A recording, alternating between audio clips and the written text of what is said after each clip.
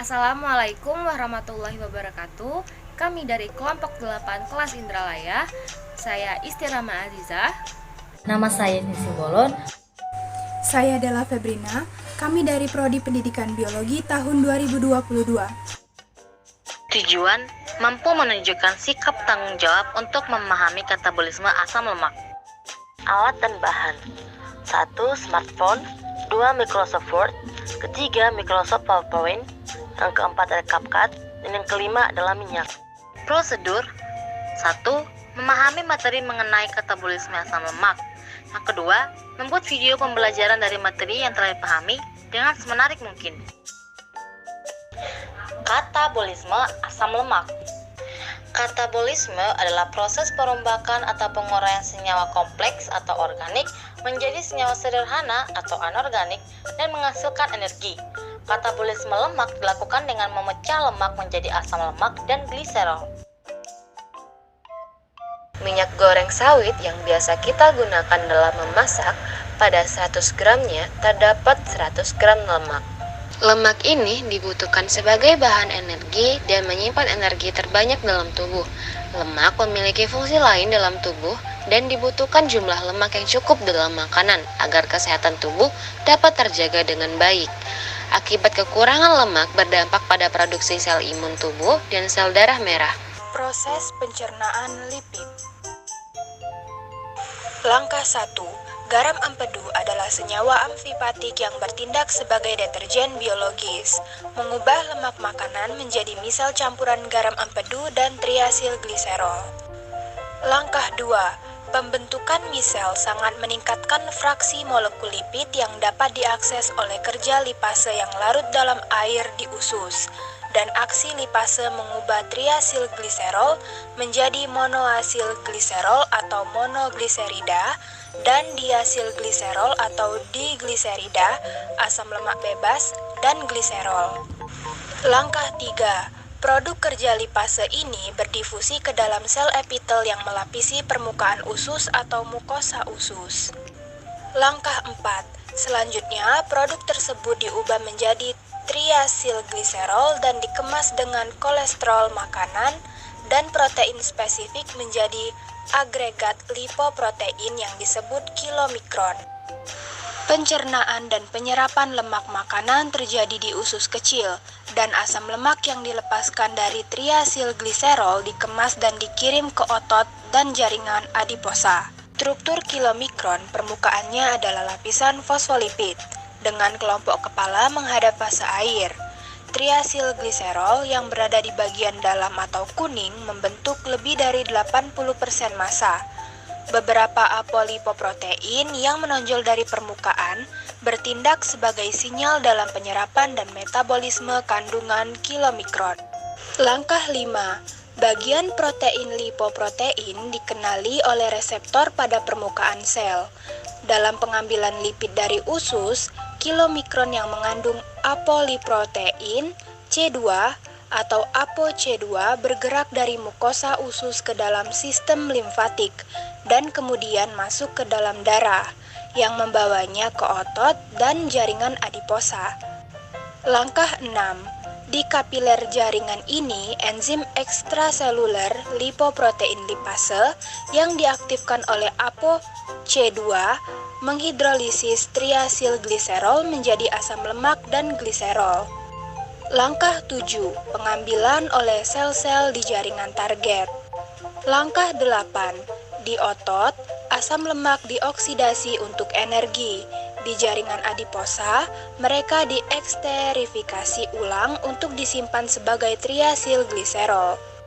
Ketika hormon menandakan kebutuhan energi metabolik, triasilgliserol yang disimpan dalam jaringan adiposa dimobilisasi atau dibawa keluar dari penyimpanan dan diangkut ke jaringan otot rangka, jantung, dan korteks ginjal, di mana asam lemak dapat dioksidasi untuk produksi energi. Aktivasi asam lemak di sitoplasma. Asam lemak difosforilasi dengan menggunakan satu molekul ATP dan diaktifkan dengan asetil-CoA, menghasilkan asam lemak CoA, AMP, dan pirofosfat inorganik. Pengangkutan asam lemak CoA dari sitoplasma ke mitokondria dengan bantuan molekul pembawa karnitin yang terdapat dalam membran mitokondria. Reaksi beta oksidasi. Reaksi beta oksidasi berlangsung dalam 4 tahap, yaitu dehidrogenasi pertama, hidratasi, dehidrogenasi kedua, dan tiolasi atau tahap pemotongan. Urutan tahapan reaksi dalam beta oksidasi asam lemak. Dehidrogenasi pertama. Dehidrogenasi asam lemak CoA yang sudah berada di dalam mitokondrion oleh enzim ekyl-CoA dehidrogenase menghasilkan senyawa enyl-CoA. Pada reaksi ini FAD atau flavin adenin dinukleotida yang bertindak sebagai koenzim deredoksi menjadi FADH2. Hidratasi yaitu ikatan rangkap pada enyl-CoA dihidratasi menjadi 3-hidroksiasil-CoA oleh enzim enyl-CoA hidratase. Dehidrogenasi kedua yaitu dehidrogenasi 3-hidroksiasil-CoA oleh enzim beta-hidroksiasil-CoA dehidrogenase dengan NAD+ sebagai koenzimnya menjadi B-koteasil-CoA. NADH yang terbentuk dari NAD+ dapat dioksidasi kembali melalui mekanisme fosforilasi oksidatif yang dirangkaikan dengan rantai pernafasan menghasilkan 3 molekul ATP. Pemecahan molekul dengan enzim beta-keteasil-CoA tiolase. Pada reaksi ini, 1 molekul keteasil-CoA menghasilkan 1 molekul asetil-CoA dan sisa rantai asam lemak dalam bentuk CoA-nya yang mempunyai rantai 2 atom karbon lebih pendek dari semula. Siklus Krebs. Yang pertama, proses pembentukan sitrat. Kedua, sitrat yang dihasilkan dari proses sebelumnya diubah menjadi isositrat dengan bantuan enzim akitonase. Ketiga, terjadi proses dekarbosilasi. Yang keempat, terjadi proses pengubahan alfa-ketoglutarat menjadi duksinil-CoA oleh enzim alfa-ketoglutarat kompleks dan proses oksidasi. Kelima, seoksinil-CoA kemudian diubah menjadi suksinat. Keenam, suksinat akan dioksidasi menjadi fumarat dengan bantuan enzim suksinat dehidrogenase. Ketujuh, proses hidrasi. Dan yang terakhir, maladioksidasi untuk menghasilkan oksaloasetat. Perbandingan produk yang dihasilkan antara katabolisme asam lemak dan katabolisme glukosa.